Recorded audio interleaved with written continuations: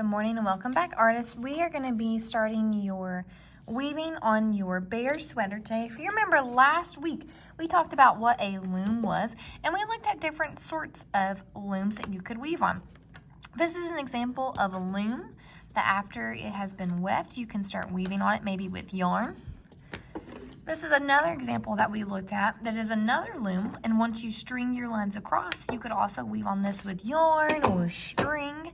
In our case though, we're going to be weaving with paper. So if you remember last week with a partner, you had to start weaving on a practice loom with paper strips, and this was going to help you when we started weaving on our bear sweater loom.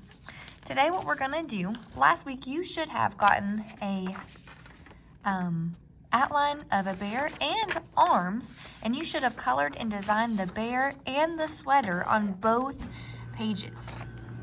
At this point, your bear should be mostly colored in as best as you could, and we are going to start cutting and creating your loom to weave on today. So what we're going to do, you're going to get back your bear and his arms on 2 pieces of paper, and what I need you to do first is you are going to cut out each of these parts before we start weaving. We're going to start with just your bear first. Now as you can see, I've already cut my bear out. I just followed along that black outline and cut out my bear, so now I can start cutting the loom part of it. If you look really closely at your bear sweater, there is a dotted line right in the middle. I want you to take your finger now and put it on that dotted line. Be sure you can see it. Once you've found your dotted line, the first thing we're going to do to create your loom is we are going to fold your bear back right on that dotted line. So I'm folding it back and then I'm pressing down and creasing it, getting it as close as I can to that dotted line. Next thing we're going to do, if you notice on your bear sweater, there are lines that come up, but not all the way up to the top of our bear. They kind of stop right here where the bear sweater kind of gets his collar.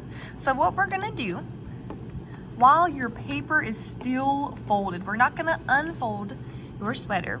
You are just going to take your scissors and cut right on those lines. Whenever I get to the end of the line, I'm stopping my scissors. We don't want to cut it all the way up to the top of the bear, just to where we get to his collar. So I'm going slowly, keeping my paper closed and folded, and I'm cutting all the way up on each one of those lines.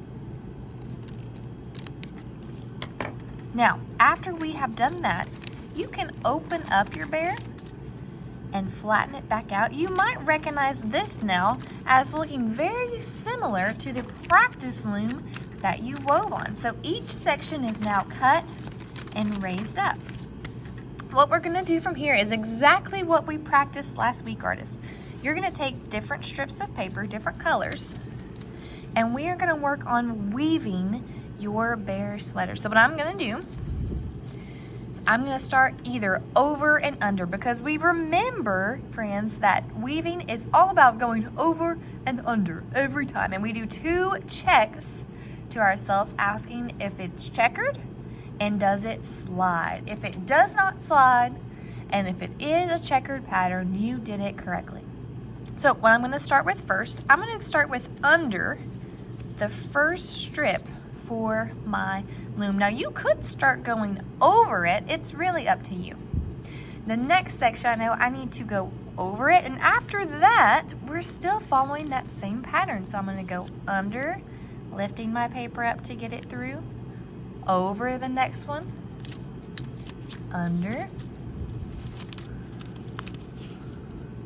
over my next one. I'm kind of pulling my paper through, under, over, and then I'm gonna finish with under. Remember, friends, you can do 2 checks to be sure you did it right. 1, is it checkered? So does that mean, does it go sweater, paper, sweater, paper, sweater, paper? And mine does. So every other one is my strip of paper and then my sweater that I've already colored. You can also ask also ask yourself, does it slide? Now this really applies to our second paper to be sure we're alternating each one, but so far it is sticking really good. We're going to do one more together, so I'm going to grab another piece of paper, a color that I want to use.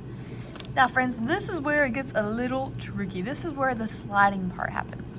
So we started with under here, and we know that when we are following the same under and over pattern, we have to switch how we start our next paper. So instead of going under, I'm actually going to start with over. This is going to be sure that we keep our checkered pattern and that our strips of paper don't start sliding. So I'm lifting each one up as I go, going over and under.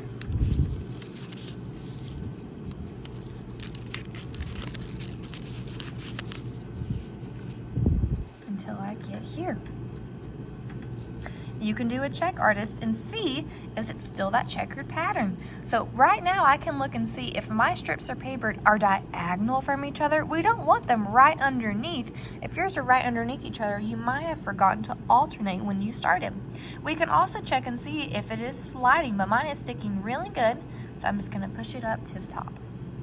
All right, friends, after we do this step, we're gonna cut off the edges of your bear sweater. We're gonna add his arms to it, and then we will glue him down on a piece of paper.